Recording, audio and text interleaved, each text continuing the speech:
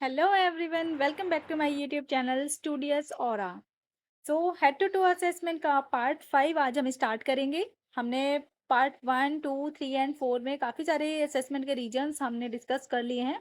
Now part 5 में हम discuss करेंगे आज हार्ट के बारे में।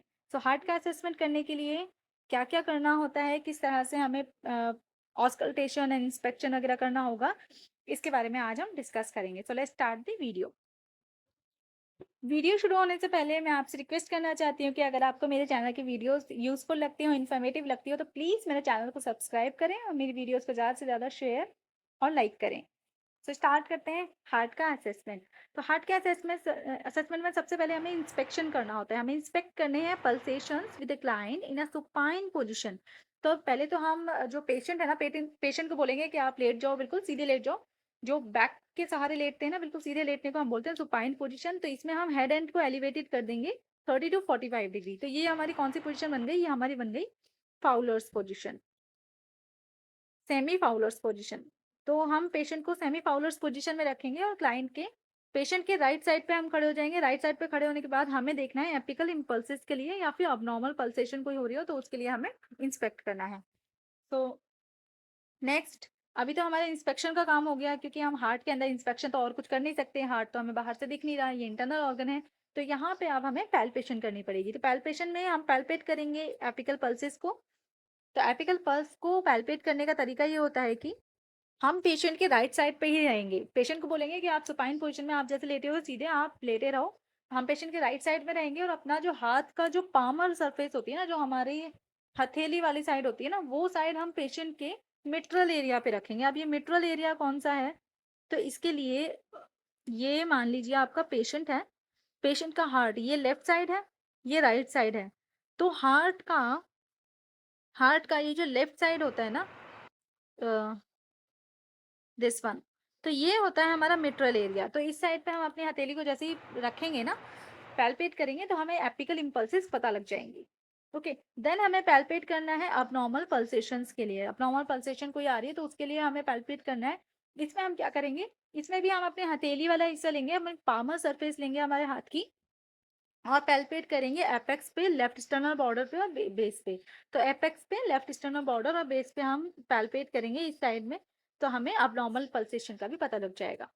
देन ये हमारी पैल्पेशन की भी बात हो गई ना। ऑस्कल्टेट करेंगे हम हार्ट रिदम्स को। तो ऑस्कल्टेट करने के लिए आप सभी को पता है कि स्टेथोस्कोप यूज करते हैं। यहाँ पर हम स्टेथोस्कोप का डायफ्राम वाला पार्ट यूज करते हैं। डायफ्राम वाला जो पार्ट होगा ना स्टेथोस्कोप का, डायफ्राम हम रखेंगे at the apex, apex of the heart पे रखेंगे और क्लोजली लिसन करेंगे। हम अच्छे से सुनेंगे कि हार्ट हार्ट रेट और रिदम कैसी चल रही है। तो रेट और रिदम के बारे में हमें यहाँ से पता चल जाएगा। देन अगर हमें कोई भी इरेगुलर रिदम मिलती है, कोई भी इरेगुलर रिदम अगर हमें मिलती है ऑस्कल्टेट करने के बाद, तो हम ऑस्कल्टेट करेंगे पल्स रेट डेफिशिट के लिए। पल्स डेफिशिट कितना है उसके लिए हमें ऑस्कल्टेट करना पड़ेगा। तो वो हमें कैसे पता चलेगा? By palpating the radial pulse. जब हम रेडियल पल्स को पैल्पेट करेंगे और एपिकल पल्स को ऑस्कल्टेट करेंगे, एपिकल पल्स को हमने ऑस्कल्टेट किया, कितनी आई? फॉर एग्जाम्पल एपिकल पल्स हमारी आ गई 90 और हमारी रेडियल पल्स जो है ये आ रही है 80। तो एपिकल पल्स में से आप रेडियल पल्स माइनस करेंगे तो हमारी पल्स डेफिशिट आ जाएगी। पल्स डेफिशिट कितना आ जाएगा? Apical minus radial pulse. तो हमारे 10 सॉरी, हमारी 10 जो आ जाएगी, 10 बीट्स पर मिनट, वो हमारी पल्स डेफिशिट आ जाएगी। देन उसके बाद आपको ऑस्कल्टेट करना है S1 S2 साउंड्स के लिए। ये हमारे नॉर्मल हार्ट साउंड्स होती है S1 S2, इसके लिए आपको ऑस्कल्टेट करना है। फर्स्ट साउंड जो होती है ना S1, जिसे हम लब बोलते हैं, सेकंड साउंड S2 जिसे हम डब बोलते हैं, उसको ऑस्कल्टेट करना है with the diaphragm of the stethoscope. तो ये हमारा हो गया। देन हम ऑस्कल्टेट करेंगे एक्स्ट्रा हार्ट साउंड्स के लिए। एक्स्ट्रा हार्ट साउंड्स कौन से होते हैं? S3 S4 हो सकता है किसी में, किसी पेशेंट्स में अगर मरमर हो रहे हैं तो उस चीज के लिए हम ऑस्कल्टेट करना है। तो ये सारी चीजें एक्स्ट्रा हार्ट साउंड जो S3 S4 की जो मैं बात कर रही हूँ ना, S3 S4 साउंड्स की, ये हम ऑस्कल्टेट कर पाते हैं with the help of the bell. Bell से ऑस्कल्टेट करेंगे हम ओवर द एंटायर हार्ट। पूरे के पूरे हार्ट में हम ये ऑस्कल्टेट करना है, क्योंकि ये एक्स्ट्रा साउंड तो कहीं भी आ सकती हैं। ओके, नेक्स्ट हम ऑस्कल्टेट करेंगे फॉर मर्मर्स। जैसे कि मैंने अभी बताया था कि अगर मर्मर साउंड्स होते हैं तो उसके लिए भी आपको ऑस्कल्टेट करना है। इसको हम डायफ्राम से ऑस्कल्टेट करते हैं। तो S1 S1 S2 को आपने ऑस्कल्टेट किया डायफ्राम से, S3 S4 को आपने ऑस्कल्टेट किया बेल से, और मरमर्स जो हैं आपके,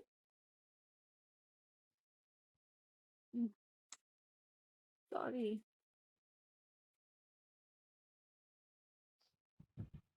मरमर्स जो होते हैं पेशेंट के, उन्हें हमें ऑस्कल्टेट करना है वापस से डायफ्राम से। तो ये सारी चीजें हमने ऑस्कल्टेट करनी है। वैरायटी ऑफ पिच वगैरह, मरमर्स जो होती है ना, इसमें वैरायटी ऑफ पिच होती है, तो वो हमें पता चल जाएगी। देन हमें काफी सारे डिफरेंट डिफरेंट पोजिशंस में क्लाइंट का हार्ट साउंड्स को ऑस्कल्टेट करना है, जो भी मरमर्स आएंगे। तो ये सारी चीजें हमें ऑस्कल्टेट करनी है। उसके बाद हमारा आ जाता है assessment of the peripheral vascular system. जो पेरिफेरल पेरीफेरी पे जो वास्कुलर सिस्टम है उसका भी असेसमेंट, क्योंकि जो हार्ट है वो तो सेंट्रल हो गया ना, सेंट्रल वास्कुलर सिस्टम। अब जो पेरीफेरी पे वास्कुलर सिस्टम है उसे भी ऑस्कल्टेट करना है, उसे भी असेसमेंट करना है। तो उसके लिए सबसे पहले जब हम इंस्पेक्शन करेंगे, तो इंस्पेक्शन में हमको ऑब्जर्व करना है आर्म साइज, जो हमारे हाथ हैं, आर्म्स हैं, बाजुओं का साइज हमें देखना है, वीनस पैटर्न देखना है, वीनस पैटर्न कैसा है। इडीमा के लिए देखना है कोई इडीमा स्वेलिंग तो नहीं है। आर्म्स बाइलेटरली सिमेट्रिकल, मतलब दोनों आर्म्स एक जैसी हैं या नहीं है, सिमेट्री है या नहीं है, कोई मिनिमल वेरिएशंस तो नहीं है साइज में, शेप में। ये सारी चीजें देखनी है। इडीमा है या नहीं है, वीनस पैटर्न प्रोमिनेंट है या नहीं है, ये सारी चीजें देखनी है। कलर देखना है, हैंड और आर्म्स का कलर देखना है। Colour varies depending on the client skin tone. तो हर क्लाइंट की जो स्किन टोन होती है ना, उसमें कलर वेरी कर सकता है। अगर किसी की स्किन टोन डार्क है तो उनके आर्म का जो कलर है वो भी डार्क होगा।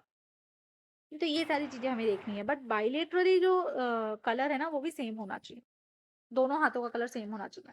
देन हम पैल्पेशन की जब बात करते हैं, तो पैल्पेशन में हमें क्लाइंट के फिंगर को पैल्पेट करना है, हैंड्स को पैल्पेट करना है, आर्म्स को भी पैल्पेट करना है, और उनका टेम्परेचर नोट करना है कि हाथों का टेम्परेचर कितना आ रहा है।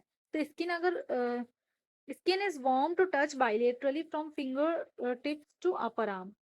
जैसे जैसे हम फिंगर से अपर आर्म पे जाएंगे ना, तो स्किन वार्म होती जाएगी दोनों हाथों की।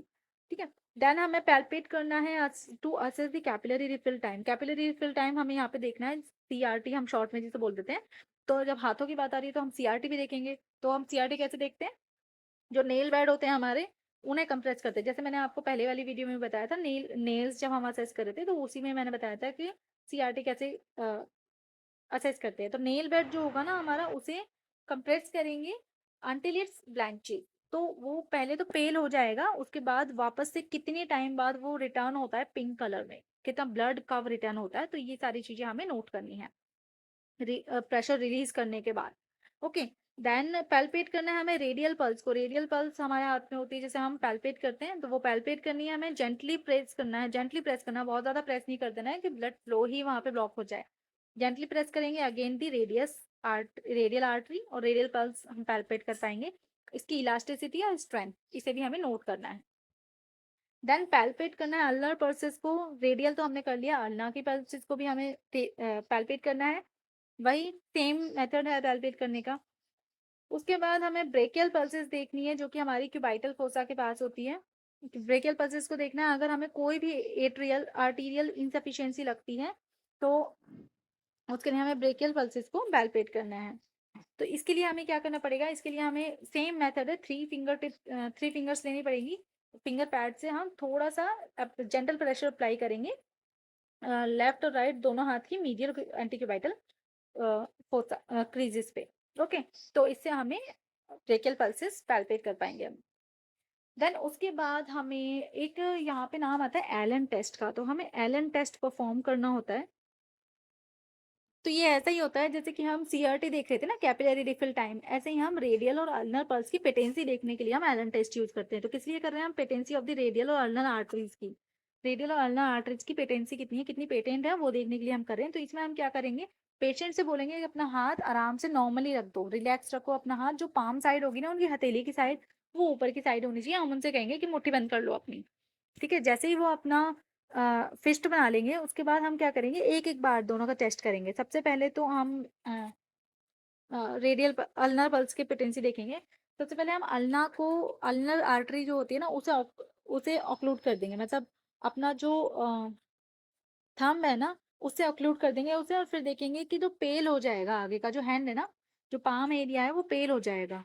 जैसे ही हम रिलीज करेंगे ना प्रेशर वहां से, तो वापस से वो एरिया जो है वो पिंक हो जाएगा, जैसा पहले था वैसा हो जाएगा।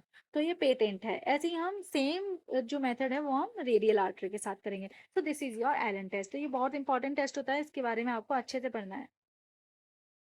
देन उसके बाद हमारे लेग्स आ जाते हैं। लेग में हम ऑब्जर्व करेंगे स्किन कलर कैसा है while inspecting both the legs. दोनों लेग्स को हमें देखना है, कलर देखना है, टोज देखने हैं, ग्रोइन देखना है, ग्रोइन एरिया देखना है। तो इसमें पेशेंट को हम कहेंगे आप सीधे लेट जाओ, सुपाइन सुपाइन पोजीशन देनी है पेशेंट को। देन ड्रेप करेंगे ग्रोइन एरिया को और प्लेस करेंगे एक pillow under the clients head for comfort. तो हम सीधे लेटा देंगे, उनके सिर के नीचे तकिया रखेंगे उनके कंफर्ट के लिए। उसके बाद उनके ग्रोइन एरिया को ड्रेप कर देंगे ताकि प्राइवेसी रहे पेशेंट की। Then inspect the distribution of the hair. हमें देखना है कि हेयर कहाँ कहाँ डिस्ट्रीब्यूटेड है, किस तरह से हैं, कवर कर रहे हैं पूरी स्किन को या नहीं ऑन द लेग। ठीक है, appear on the dorsal surface पे है, टोज की जो डॉर्सल सरफेस होती है ना, नीचे वाली अंगूठे के नीचे जो हेयर्स तो हैं या नहीं है। तो ये सारी चीजें हमें देखनी है। उसके बाद कोई लीजन या अल्सर तो नहीं है पैरों पे, लेग्स पे, वो देखना है। Legs are free of lesion ulceration, free होने चाहिए, कोई भी लीजन या अल्सरेशन नहीं होना चाहिए। Then we have to inspect for oedema. यहाँ भी हमें इडीमा के लिए देखना है कोई स्वेलिंग तो नहीं है, कोई इडीमा तो नहीं है, यूनिलेटरल या बाइलेटरल दोनों तरह का इडीमा। क्योंकि अगर लेग्स में स्वेलिंग होती है, इडीमा होता है, तो ये किडनी की प्रॉब्लम की वजह से हो सकता है, हार्ट की प्रॉब्लम की वजह से हो सकता है। तो ये सारी चीजें हमें देखनी है, फ्लूइड ओवरलोड की वजह से हो सकता है। वेन्स को देखना है, हमें टेंडन्स देखना है, बोनी प्रोमिनेंसेस देखने हैं। अगर कोई इडीमा आपको लगता है कि इडीमा प्रेजेंट है, तो आपको क्या करना है कि उस इडीमा को आपको पैल्पेट करना है। पैल्पेट करेंगे अगर मतलब इंस्पेक्शन में आपने देखा कि इडीमा है, लाइक आपको लग रहा है कि पैर सूजे हुए हैं पेशेंट के, तो आपको पैल्पेट करना है उस इडीमा के लिए, ताकि आपको पता चले किस तरह के इडीमा है, पिटिंग इडीमा है या फिर नॉन पिटिंग इडीमा है। इसके बारे में मैंने आपको बताया था प्रीवियस वीडियो में कि कैसे देखते हैं। देन प्रेस करेंगे इडिमेटस एरिया को with the tip of your finger, hold for few seconds, then release. थोड़ी देर के लिए प्रेस करके रखेंगे, फिर रिलीज करेंगे। अगर वो वापस नहीं आता है तुरंत ही, तो वो पिटिंग एडिमा है। अगर वो वापस आ जाता है, रिबाउंड हो जाता है, देन वो नॉन पिटिंग एडिमा है। आगे चलते हैं। Palpate sorry sorry sorry sorry now हम पैल्पेट करेंगे बाइलेटरली। बाइलेटरी पैल्पेट करेंगे हम, टेम्परेचर के लिए देखेंगे दोनों लेग का टेम्परेचर सेम है या नहीं, दोनों फीट का टेम्परेचर सेम है या नहीं है।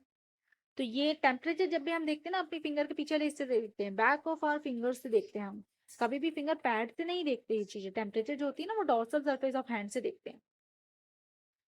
उसके बाद पैल्पेट करना है सुपरफिशियल इंग्वाइनल लिम्फ नोड्स को, हमें पैल्पेट करना है। सबसे पहले पेशेंट को बोलना है कि आप लेट जाओ आराम से, सुपाइन पोजिशन में रहेंगे पेशेंट। उनके जो इंग्वाइनल एरिया है उसे एक्सपोज करेंगे with the patient consent. Consent लेना है, उन्हें बताना है कि हम क्या कर रहे हैं।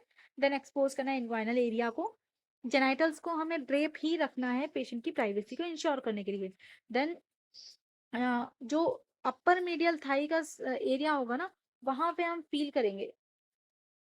ठीक है, वर्टिकल और horizontal group of superficial inguinal lymph nodes को हमें फील करना है, वहां पे पैल्पेट करके देखना है। देन फिमोरल पल्सेस को पैल्पेट करना है। फिमोरल पल्स पैल्पेट करना है, उसके लिए पेशेंट से बोलना है कि अपने जो घुटने हैं वो मोड़ के लेटें, मतलब सुपाइन लेटना है। नीज को बेंड करना है,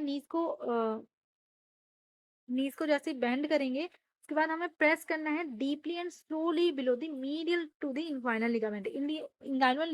इंग्वाइनल लिगामेंट जो है ना, उसकी मीडियल साइड पे हमें डीपली प्रेस करना है, क्योंकि जो फिमोरल आर्टरी है ना बहुत डीप होती है, तो हमें डीपली पैल्पेट करना पड़ेगा यहाँ पे। एंड रिलीज करना है प्रेशर। जब तक हमें पल्स फील ना हो जाए ना, तब तक हमें फील करते रहना है। ओके, बट ऐसा भी नहीं करना आपको कि आधे एक घंटे तक आप लगे हुए हो। फील करने की कोशिश करनी है, सही एरिया पे करनी है, तो इसीलिए लैंडमार्क्स बताए गए।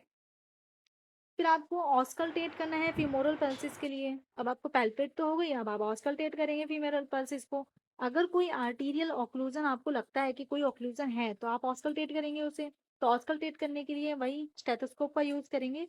स्टेथोस्कोप का जो बेल वाला एरिया है ना, उसे आप यूज करेंगे ऑस्कल्टेट करने के लिए। And listen for the brute brute sounds होते हैं ना, वो आपको पता चल जाएंगे यहाँ पर। देन पॉप्लियटियल पल्सेस जो है ना, उसे पैल्पेट करना है। पेशेंट को बोलना है कि अपने जो नीज है उन्हें पार्शियली रेज करे, मतलब अपने जो घुटने हैं ना पूरी तरह से नहीं मोड़ने, थोड़े थोड़े घुटने मोड़ने हैं। ठीक है, मतलब मोड़ने क्या है, आपको नीज को, आपको पैर को थोड़ा सा उठाना है, जिसकी वजह से आप अपना जो थंब होगा ना, वैसे थंब से नहीं करते हैं, फिंगर से ही करते हैं हम। जो पॉप्लिटियल पल्सेस है ना, उसे अपनी फिंगर पैड से ही हमें पैल्पेट करना है। घुटने के नीचे, नीज के नीचे वाला जो पॉप्लिटियल फोसा होता है ना, वहां पे आपको पॉप्लिटियल पल्सेस पैल्पेट कर पाएंगे आप। ओके, देन डोर्सलिस पीडिस पल्स को भी आपको पैल्पेट करना है। इसके लिए पेशेंट का जो पैर है, जो फुट है ना, उसे डॉर्सी फ्लेक्शन करना पड़ेगा। पेशेंट से बोलना है कि डॉर्सी फ्लेक्स करो, ना तो अपनी तरफ फ्लेक्स करो। फुट को अप्लाई करना है light pressure lateral to and along the side of the extensor tendon of the big toe. Big toe का जो एक्सटेंसर टेंडन होगा ना, उसके लेटरल साइड पे आपको थोड़ा सा प्रेशर लगाना है। तो उससे आपको पता चल जाएगा कि डॉर्सलिस पीडिस पल्स को कैसे पैल्पेट करना है। देन पैल्पेट करना है पोस्टीरियर टीबियल पल्सिस को।